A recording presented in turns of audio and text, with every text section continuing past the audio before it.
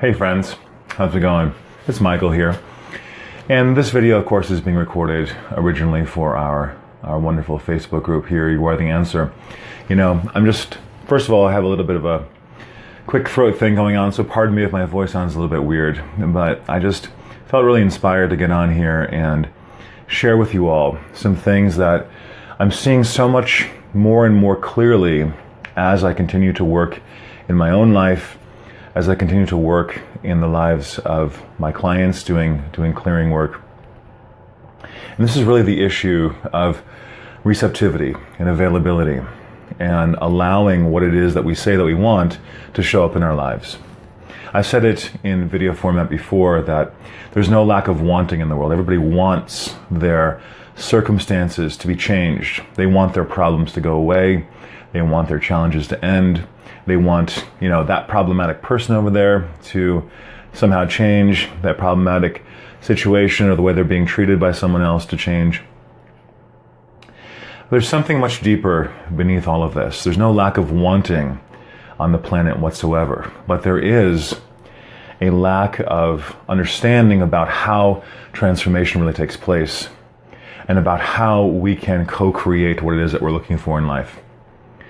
So one of my frustrations is often, frustration is kind of a larger way of putting it than it really is. But one of my frustrations, one of the things I'm noticing a lot lately is I get a lot of people contacting me.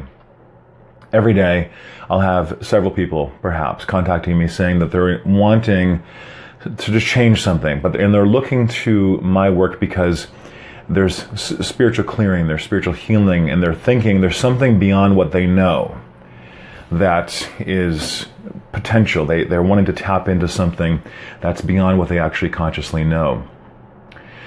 And so they contact me and they ask me, can you clear me? Can you do a healing? Can you do a clearing? Can you fix me? Can you fix my situation? And I ask, if you've ever been to my contact form, I ask a number of different questions there. One is I ask about people's spiritual practice. I ask about their spiritual beliefs. I ask about the reason why they believe they're not already healed or not experiencing the healing they're looking for already. I'll tell you, as often as I've asked the question, why do you believe what you've used already or what you've tried has not helped your situation fully? Not a single person I've ever asked that question to has ever answered me. No one ever knows why. Or at least they haven't developed the awareness to contemplate, wow, I don't really know why. Or the reason that this is not healing, the reason the situation is not fixed already is because I'm not really available and open to the answer yet. People do not know why their situations in life are the way they are, and no matter what they try, they feel like the situation is not being remedied.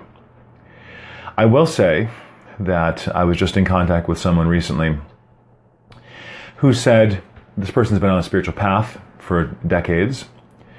Person talked about not having any kind of spiritual practice at all. And so we proceeded to do some clearing work and attempt this clearing work together.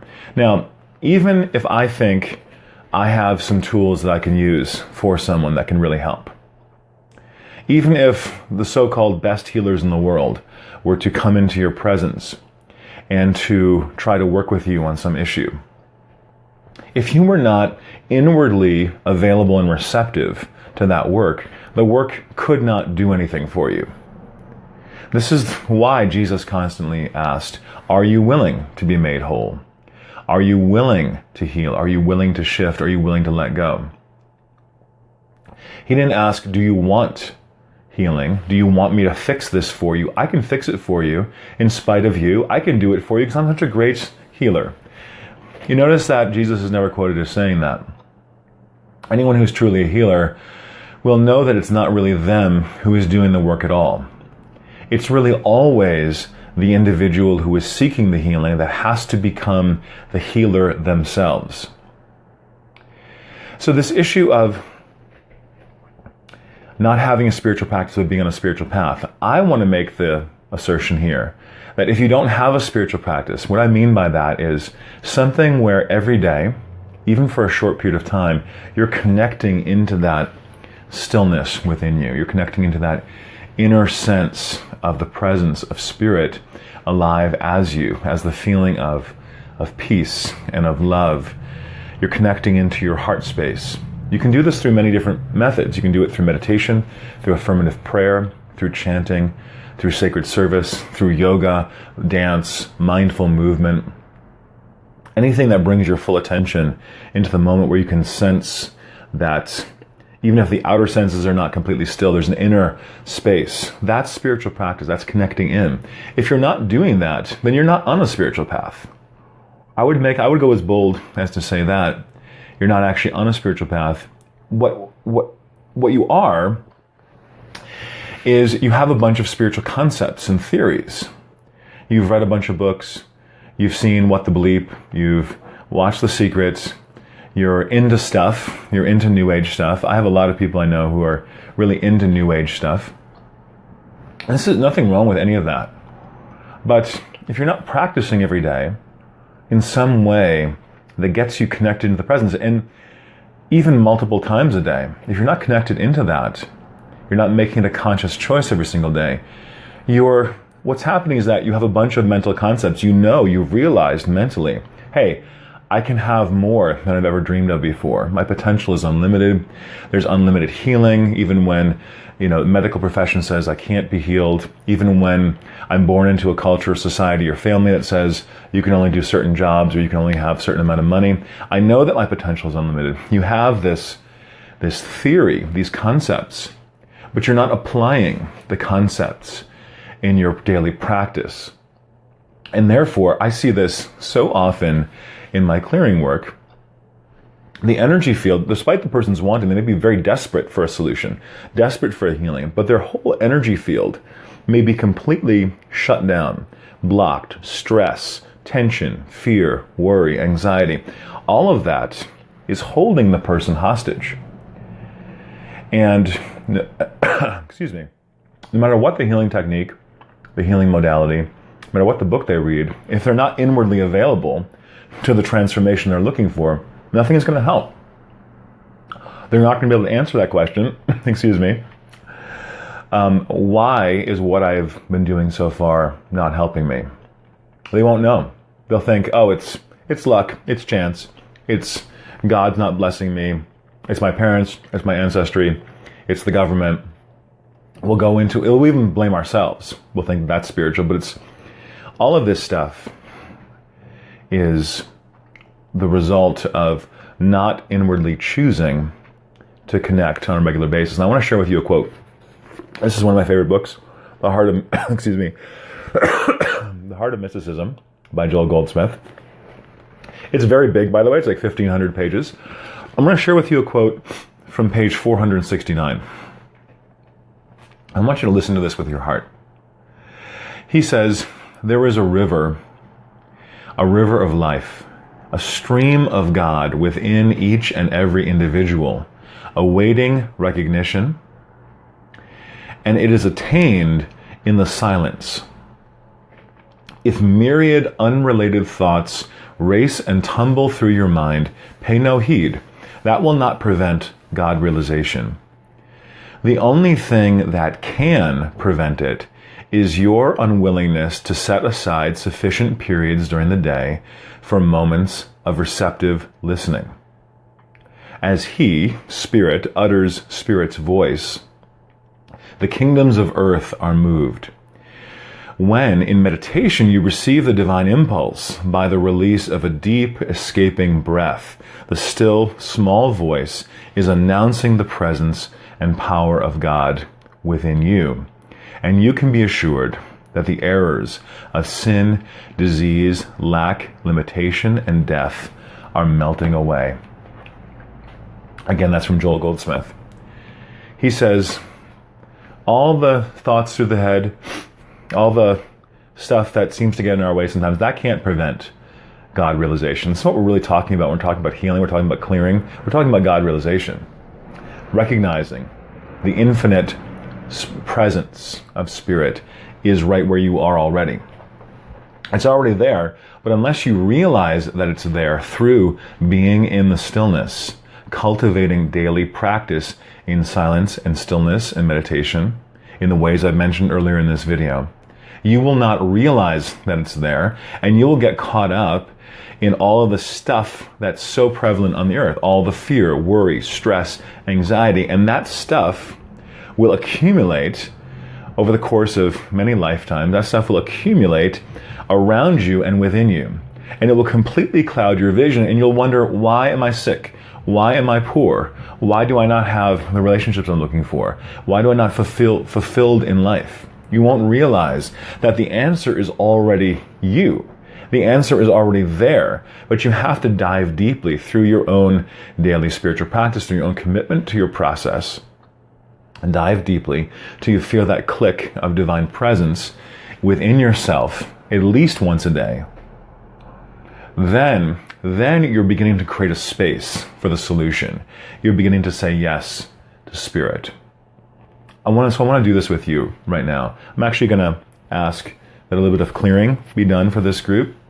So if you're willing to receive some of this, I'm just going to ask you to stay on the line with me. I'm just going to do a little clearing in the background here. So I just want you to take a deep breath. Let's do a little spiritual practice together also. So I just invite you to close your eyes. Whenever you close your eyes and turn within, you are entering into a space of spiritual practice. You're shutting out the problem, quote unquote, the world of form where there might be lack and limitation and disease. You're shutting that out for a moment. And you're turning within. And I invite you in this moment to turn within into your own heart center. And just begin to rest in the heart center. Allowing yourself to just breathe. Whatever is going on in the heart is okay. I invite you to just inquire, feel within your own heart. Whatever is going on there, you do not have to pretend that so-called negative emotions are not there. You don't have to pretend that you're quote-unquote spiritual. You just have to go into the heart and notice. If you had a word or two to perhaps describe what you're feeling right now, what might you say? Could be anger, could be peace, could be sadness, could be jealousy, just whatever label you would give it is okay. And I want you to continue to just be with that space without trying to fix or change it in any way. Allowing your body to just relax and allowing yourself to simply become receptive to the fact that there is an infinite presence and power that is all around you. It's also within you. There's a power for good, for healing. There's a power that already knows the answers to everything you have going on in life before you can even ask or think, before you even realize there's a challenge. This power, this presence, which some call God or spirit or life or consciousness, already knows the solutions. Just relax a little bit more into that knowing in this moment. There's a presence larger than me that already has got this, already has this situation handled, already knows and accepts me for who I am, and already knows that only good is emerging, only good is being offered to me from the universe. I can rest, and even if I don't feel better or completely like my symptoms or challenges are gone right in this moment, I can rest in the awareness. As I'm conscious of my heart center, I can rest in the awareness that life itself fundamentally loves me. Life is for me. It's not against me. And there is a field of all possibilities that is already answered all of my prayers, already answered and healed all of my conditions. It's already there. And as we rest, and as we relax, and as we get still, we allow that presence to just be felt by us. Spirit, clear any blocks.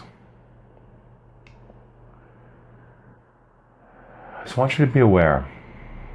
Heart beating. Just being aware.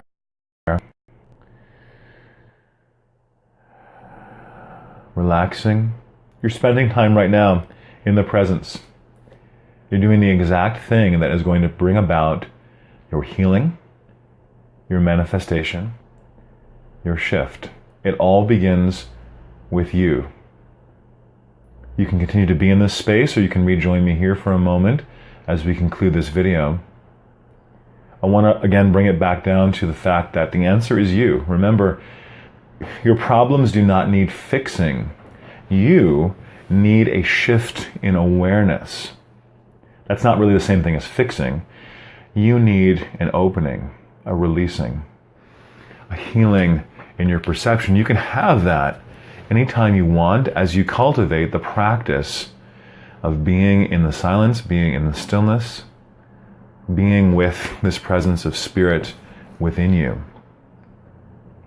Just to recap on everything I'm saying here, those of you joining us, or you might be catching this video later on, we're talking about simply cultivating an inner receptivity. This is basic spirituality. For many years, I'll just tell you, many years I read like tons and tons of books, and they're super inspiring. All the books of New Thought and all the books on manifesting, they're really super inspiring, and most of the world isn't even there yet. They don't realize that they can do something about the challenges that they're feeling in life.